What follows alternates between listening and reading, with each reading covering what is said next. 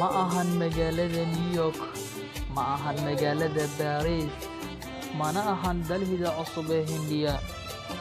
Halkani waa magaalada Muqdisho, waa magaalo dhacda galbeedka ama geeska qaaradda Afrika. waa magaalo barisamaadkii ahayd magaalooyinka ugu quruxda badan dunida ee loo soo dalxiis tago. waa magaalada caasimadda u ah Soomaaliya ee Muqdisho.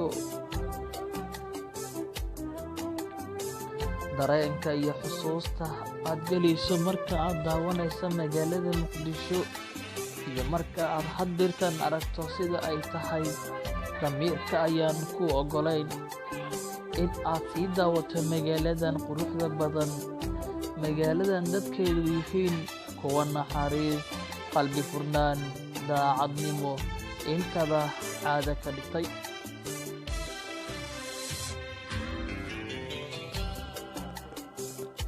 dadku aad bay howlahooda iskaga wataan, cabsi, walwal intaba ma qabaan. ciidamo soo majeystayaal ah ayay isku halaynayaan iyaga oo nabad ku naaloonaya. magaaladani isweydii maxay galabsatay oo sidaan loogu galayaa? shanta golaha sare waa loo qaataa xidigtaasi, waana loo qaataa inay tahay shanta Soomaali weyn. dadka caddaanka ah ayaa ku